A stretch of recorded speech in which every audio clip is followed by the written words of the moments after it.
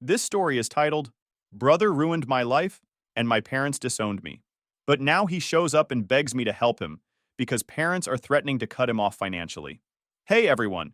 Before we jump into today's video, I need your help.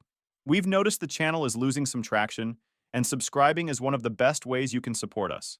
It's quick, free, and it helps us keep bringing you awesome content. Your support means the world. Let's keep this channel growing together. Thanks so much. Now let's start the video. Hi Reddit. I'm Emily, 28 female, and to put it bluntly, I was never supposed to exist. At least not as a girl. That sounds dramatic, but it's the truth. My mom always dreamed of having two boys. She wanted her perfect, sporty little team of sons to carry on the family name and be everything she'd envisioned in her head. When she got pregnant with me and found out I was a girl, she was devastated.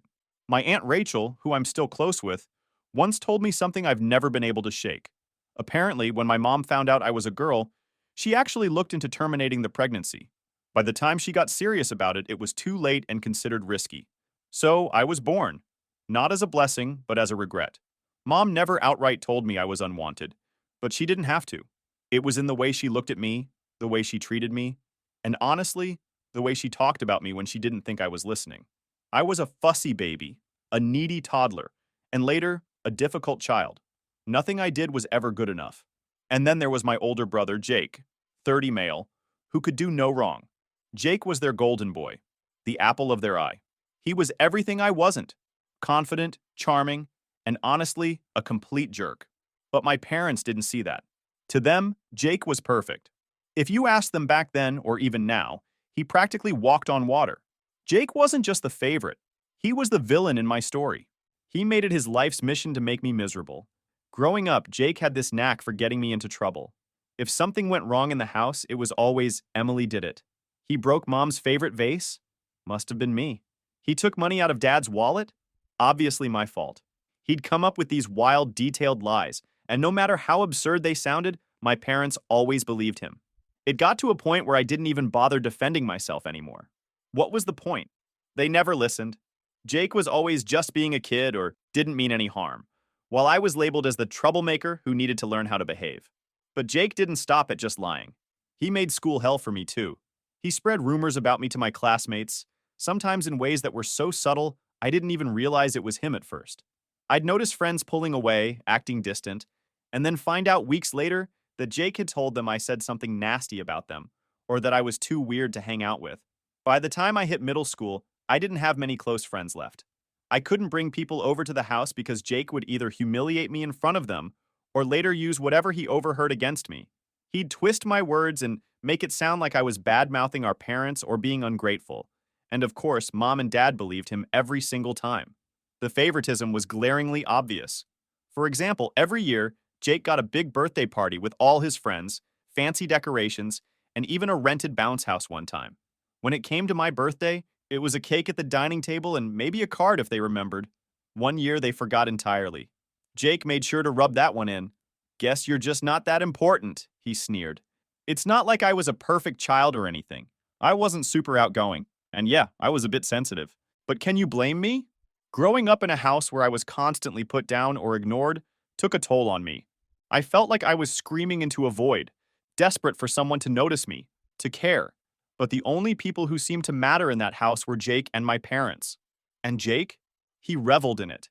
He knew he was the favorite, and he used that power against me every chance he got. If I ever dared to call him out or stand up for myself, he'd run to Mom and Dad, spinning some story about how I was being mean to him or starting fights. It didn't matter that he was the instigator. He was the golden child, and I was the problem. I remember one time in high school when I finally thought I'd caught a break. I'd worked up the courage to try out for the school play. I wasn't the lead or anything, but I got a decent role, and for once I was proud of myself. I told my parents about it, hoping maybe they'd come see me perform. Jake immediately jumped in with, "Why would anyone want to watch her embarrass herself on stage?" My mom didn't even defend me. She just shrugged and said, "Maybe next time, Emily." That was the moment I realized they weren't just indifferent. They were actively uninterested in me. Jake wasn't just cruel. He was calculated. He knew exactly how to get under my skin and make me feel small. And the worst part? He never faced any consequences for it. Mom and Dad never called him out or punished him. If anything, they encouraged it by always taking his side. Every day felt like a battle I was destined to lose. I'd try to focus on school or my hobbies, but Jake was always there, lurking in the background, ready to tear me down. And my parents? They didn't care. To them, Jake could do no wrong, and I was just there, a mistake they couldn't undo. And yet, somehow, I survived. Maybe it was stubbornness, or maybe it was the faint hope that one day things would get better. But if there's one thing I've learned, it's that you can't force people to love you. You just have to find the strength to walk away, and that's exactly what I did later. By the time I turned 18, I was done, like completely done, with my family. I knew the only way I'd ever have a chance at real happiness was to get out of there. So I put everything I had into school. I wasn't just trying to get good grades. I was fighting for freedom. I worked my butt off to get a scholarship to a college out of state. I applied to every program, wrote essay after essay, and spent hours filling out financial aid forms. The moment I got my acceptance letter from a school in California with a partial scholarship, I cried not because I was sad, but because I finally saw a way out. The day I left for college, I didn't even get so much as a "we'll miss you" from my parents. They helped Jake pack up and move into his fully furnished apartment when he decided to live on his own. Me? I got a pat on the back and a good luck. My mom even had the nerve to say, "Don't forget to call us if you need help," knowing full well they wouldn't lift a finger. Jake stayed in our tiny Illinois hometown. Of course, my parents paid for everything: his rent, his car, even his groceries. Meanwhile, I was on my own. I remember walking into my dorm room, looking around at the bare walls, and realizing this was the first time I was truly free. It was terrifying and exhilarating all at once. Once I left, my parents wasted no time cutting me out of their lives. At first, I tried keeping in touch. I called them a couple of times, but the conversations were short and awkward. They never asked how I was doing or how school was going. They just updated me on Jake's life: how he got a new car, how he was hosting some big party, how he and his girlfriend, Sarah at the time, were getting serious. It didn't take long for me to realize they didn't care about my life at all. So, I stopped calling, and honestly, they didn't seem to notice. Our family group chat became the Jake Show. It was all about his accomplishments, like how he grilled the best steak at a BBQ, or how he was thinking of starting his own business, which never happened. Meanwhile, I was balancing 15 credit hours, 2 part-time jobs, and endless study sessions just to keep my scholarship. There were days when I didn't know how I was going to make it. I'd work late shifts at a campus coffee shop, then stay up until 2 a.m. cramming for exams. I lived on instant ramen and dollar store mac and cheese because that's all I could afford. Some days, I felt like I was barely holding it together, but I refused to call home for help. Not that they would have offered any, but I wasn't about to give them the satisfaction of seeing me struggle. Even when things got tough, I couldn't bring myself to regret leaving. My senior year of college was a turning point for me. That's when I met Ethan, the man who would eventually become my husband. I wasn't looking for a relationship at the time. I was too busy trying to survive. But Ethan kind of fell into my life in the best way possible. We met during a group project in one of my classes. He was one of those people who seemed genuinely interested in getting to know me, not just for the project, but for who I was as a person. At first, I was hesitant. I wasn't used to people being kind without some ulterior motive, thanks to my family. But Ethan wasn't like that. He was patient and kind, and he made me feel like I was worth something. One of the things that stood out to me the most about Ethan was his family. I'll never forget the first time he invited me to dinner at his parents' house. I was so nervous, but they made me feel welcome from the moment I walked through the door. His mom hugged me like she'd known me forever, and his dad joked about how Ethan never brought anyone home unless they were the real deal. They asked about my life, my classes, and my plans for the future. They listened, like actually listened. It was such a stark contrast to my own family that I didn't know how to react at first. But over time, I started to let my guard down. Ethan's family became the support system I never had. His mom would send me care packages during finals week, filled with snacks and little notes of encouragement. His dad offered to help me fix my car when it broke down, even though he barely knew me at the time. They treated me better in a month than my own parents had my entire life. Graduating college felt like the ultimate victory. My parents didn't come to my graduation, of course, but Ethan and his family were there, cheering me on. After graduation, Ethan and I moved in together. We didn't have much, but we made it work. I got a job in marketing, and he started working as an engineer. We built a life together, piece by piece, and for the first time, I felt like I was where I was supposed to be. My wedding was the final nail in the coffin for me and my family. I think a lot of people have this idea that weddings bring families together, that they're this magical event where even the most strained relationships can heal. Yeah, that wasn't my experience. My wedding didn't bring my family closer. It exposed, actually confirmed, just how little they cared about me. When Ethan proposed, I was over the moon. He popped the question on a quiet hike, just the two of us. It was simple and perfect. Exactly what I wanted. After I got home, I took a picture of the ring and sent it to my family group chat with a little "I said yes" message. I wasn't expecting a parade or anything, but I thought I'd at least get a congrats or some kind of acknowledgement. Instead, nothing. I got left on read. I checked the chat later that night, and I could see they'd all read the message. My mom didn't reply. My dad didn't reply. And Jake? Of course not. I even double-checked to make sure the message was actually sent. It was. They just chose to ignore it. That was the first time I realized they probably weren't going to care about my wedding at all. And I was right.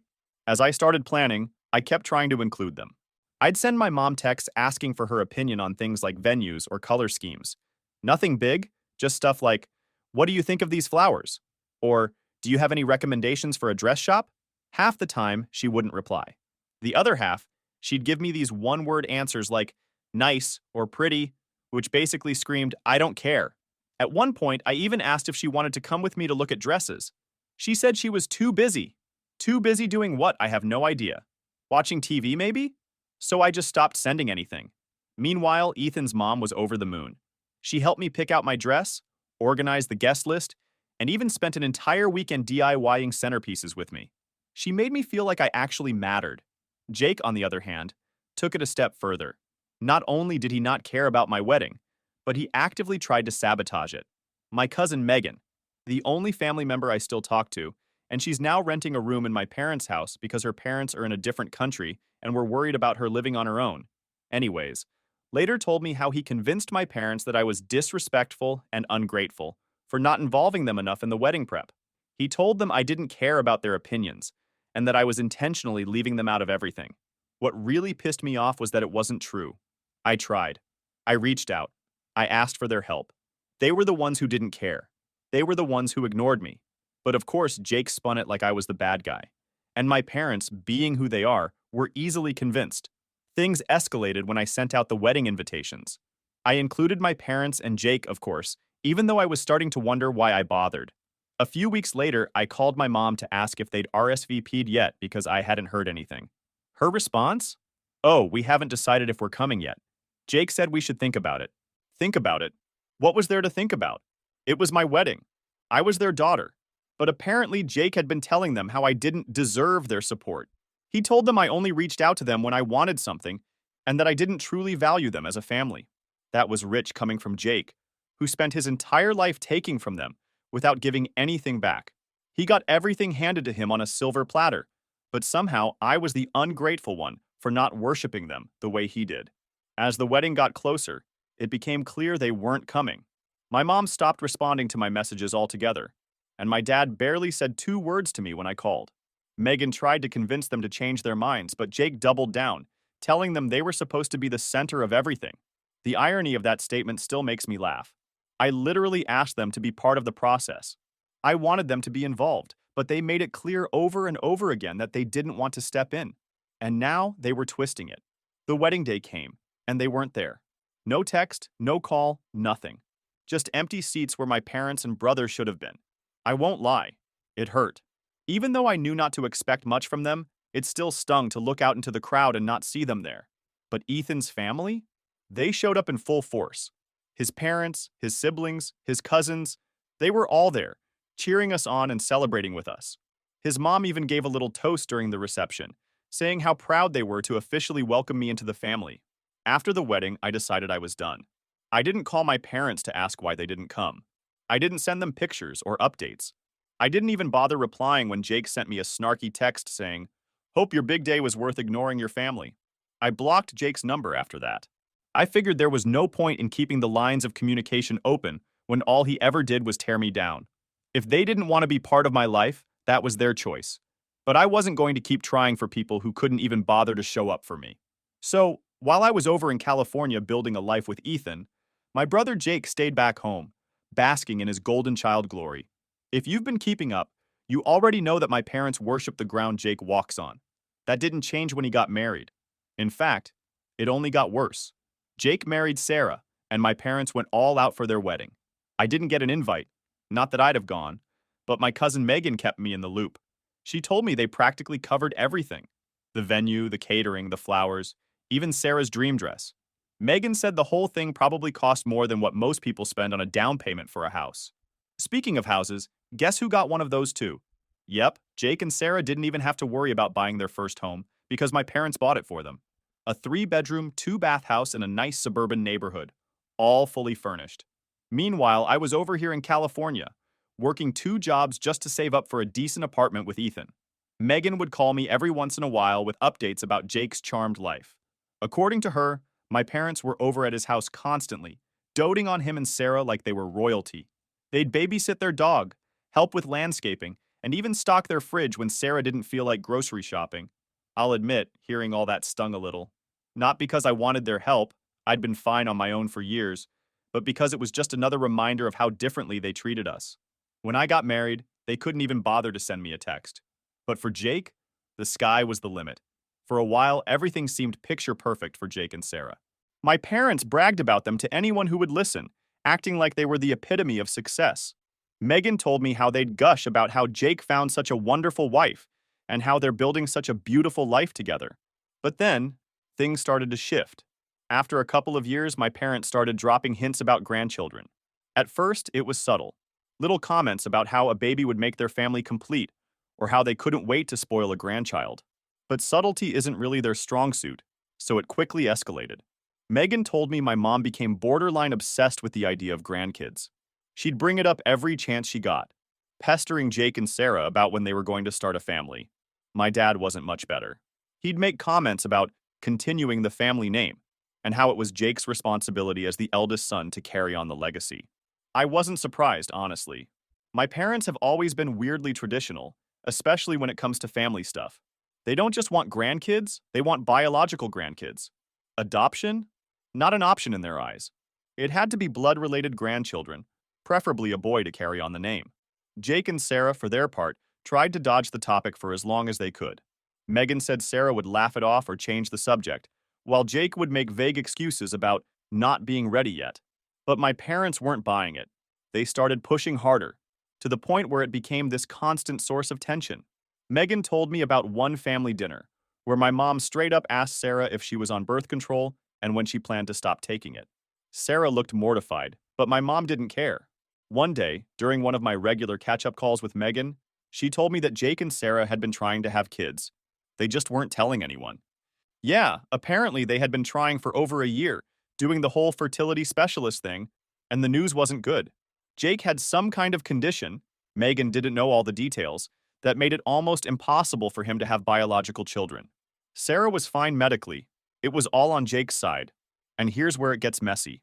Jake and Sarah didn't tell my parents right away. Honestly, I get it. Knowing my mom and dad, they wouldn't have been supportive or understanding. They would have been disappointed, and not the aw shucks kind of disappointed. The kind where they make you feel like you've personally let them down and disgraced the entire family. Jake and Sarah kept it under wraps for a while, but secrets like that don't stay hidden forever, especially in our family. My parents were relentless about the whole grandchild thing. Every time they saw Jake and Sarah, they'd drop comments about when they were going to have kids. Not if, always when. Megan told me it all came to a head during a family dinner. My mom was doing her usual thing, grilling Sarah about babies, saying stuff like, "Oh, you're not getting any younger," and "You should really think about starting now before it's too late." Sarah finally snapped and said something like, "It's not that simple, okay?" That's when the truth came out. She spilled everything. The fertility issues, the specialist visits, all of it. My parents' reaction? About as bad as you'd expect. Megan said they didn't even try to comfort Jake or Sarah. My mom just sat there looking like someone had told her Christmas was canceled. And my dad muttered something about how they should have told them sooner. Real supportive, right? After that, things got weird. My parents didn't come right out and say they were mad at Jake, but you could tell they were.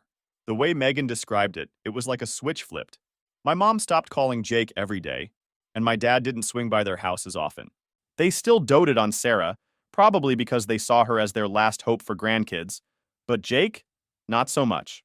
Megan said my mom started making passive-aggressive comments about adoption, like, well, I guess it's better than nothing. And, it's not the same, though, is it? She'd go on and on about how their friends were all real grandparents with real grandkids. My dad, on the other hand, kept talking about how Jake needed to figure it out. Like, what was he supposed to do? Snap his fingers and magically fix his infertility? Jake, for once in his life, didn't know how to handle the pressure. He'd spent his whole life being the golden child, the one who could do no wrong. Now, suddenly, he wasn't living up to their expectations, and it was eating him alive. Megan told me Jake started acting out in ways that weren't like him. He was snapping at Sarah, picking fights over stupid things, and even lashing out at my parents during family gatherings. He'd always been good at staying on their good side, but now he was struggling to keep it together. Sarah wasn't handling it much better. Megan said she was tired of being treated like a baby-making machine. She started avoiding family events altogether, and when she did show up, she barely spoke to anyone.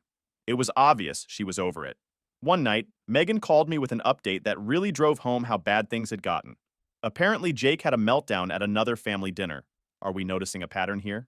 My mom had made some comment about how disappointing it was that she might never have biological grandkids, and Jake just lost it. He told them they were being selfish, and that this wasn't something he could control. Megan said my parents were stunned. My mom tried to guilt trip him, saying stuff like, "We're only thinking about the family," and, "Do you know how much this means to us?" But Jake wasn't having it. He stormed out, and Sarah followed him. Here's the thing. Part of me felt bad for Jake. Infertility isn't something anyone chooses, and the way my parents reacted was awful. But another part of me? I couldn't help but think he was finally getting a taste of what it was like to be on the other side of their impossible expectations. He'd never had to deal with their disapproval or their guilt trips, because he could do no wrong in their eyes. Now he was learning what it felt like to not measure up, and it was clearly breaking him. Megan told me my parents started putting more pressure on Sarah after that. They were still hung up on the idea of biological grandkids, and they didn't care how it happened.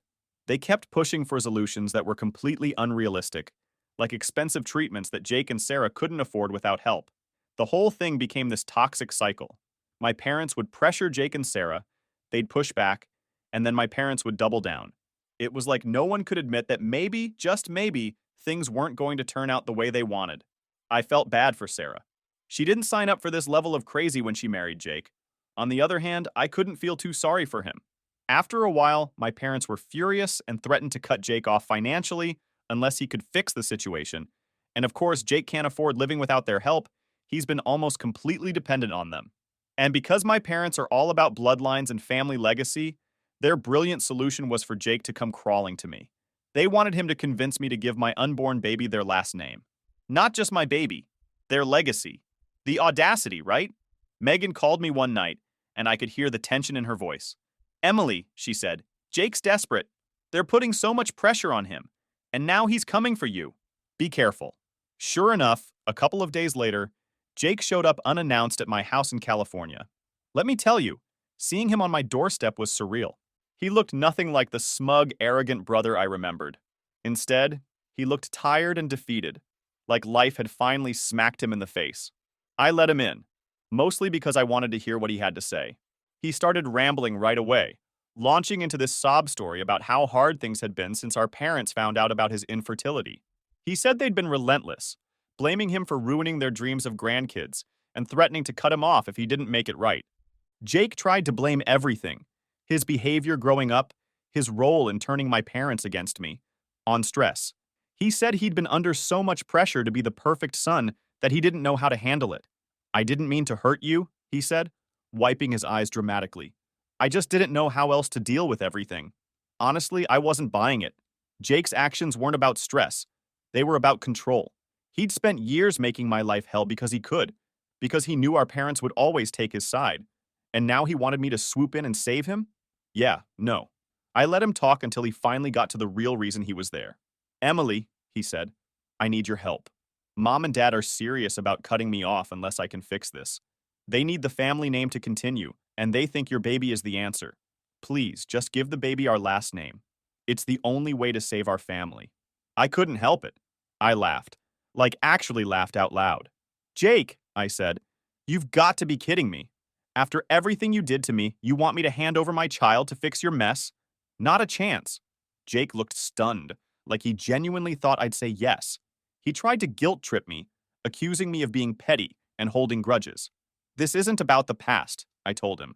This is about protecting my family. My kids will have nothing to do with the people who treated me like I didn't matter. He kept pushing, saying how I was ruining his life by refusing to help him. He even tried to play the victim, saying he didn't deserve to be punished for something he couldn't control. Emily, he said, if they cut me off, I'll lose everything. That's when I lost my patience.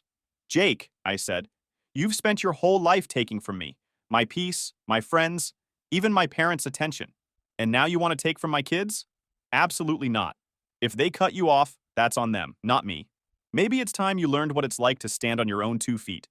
Jake stormed out after that, slamming the door behind him. I felt a mix of emotions, anger, relief, and a weird sense of closure. For the first time, I stood up to him and didn't let him manipulate me. It felt good. A few days later, Megan called me with an update. Apparently, my parents followed through on their threat and cut Jake off financially.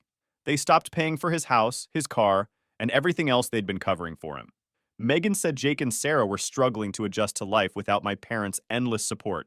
Sarah, who'd been used to living a cushy life, wasn't happy. Megan said she overheard Sarah complaining about how unfair it was that Jake couldn't just fix things with me. I almost felt bad for her, but then I remembered how she'd gone along with my parents' toxic behavior for years. So, after Jake failed to get me to cave, my parents decided to step in themselves. I wasn't exactly surprised. It started with a phone call from my mom. I hadn't heard from her in years, literally years. So seeing her name pop up on my screen was jarring, to say the least. At first, I thought about ignoring it, but I was curious to see what she had to say. I picked up, and she immediately launched into a rehearsed-sounding apology. Emily, she said, her voice dripping with this faux sweetness that I hadn't heard since I was a kid. I just wanted to say how sorry I am for everything. We've been thinking about you so much, and we miss you. Miss me? Since when? She kept going, trying to make it sound like they'd had this big epiphany about how they'd treated me. I know we made mistakes, she said, but we're family, and I think it's time we start fresh. I cut her off. Is this about Jake? There was a long pause on the other end. She clearly hadn't expected me to be so direct. Well, yes, she admitted, her tone shifting. But it's not just about him. It's about the family. We need to come together, Emily. We've all been through so much. And then she started with the guilt trips. You know how much this means to your father and me. All we want is to make things right. Your baby could bring this family back together. Don't you think it's time we put the past behind us? I could feel my blood boiling. Put the past behind us, I said. You mean the past where you treated me like I didn't exist? The past where you gave Jake everything and left me with nothing? That past? She tried to backpedal, but I wasn't having it. I told her I wasn't interested in letting them use my child to fix their mistakes. She started crying, saying how much it hurt her to hear me talk that way, but I stood my ground. A few days later, my dad called. If my mom's tactic was guilt, my dad's was anger. He started off by saying how disappointed he was in me for being so selfish. He told me I was tearing the family apart, and that I needed to grow up and think about the bigger picture. I let him rant for a while before cutting in. Dad, let me make one thing clear. My baby is not your second chance. If you're so worried about the family name, maybe you should have thought about that earlier. Way earlier. He didn't have much to say after that, but he tried one last jab. You know, Emily, we only want what's best for the family. If you can't see that, then I don't know what else to say. I had enough and blocked them everywhere, and I haven't heard from them since. Meanwhile, I'm focusing on my life and what's coming. Ethan and I will be raising our kids in a loving, healthy environment, something I never had growing up. Megan and Ethan's family have become my support system, and I couldn't be more grateful for them. I've thought a lot about whether I should feel guilty for cutting off my family, especially Jake. But every time I think about it, I come back to the same conclusion. I don't owe them anything. They made their choices, and now they're dealing with the consequences. Jake and my parents can keep playing their games, but I'm done. I'm done being the scapegoat, the afterthought, the one who always had to bend to make them happy. I'm building a new life, one filled with love, respect, and the kind of family I always wanted, but never had. Thanks for sticking with me through this story, Reddit. It's been a wild ride, but sharing it has been surprisingly cathartic. If there's one thing I've learned, it's this. Sometimes the best thing you can do for yourself is walk away from the people who hurt you, no matter who they are.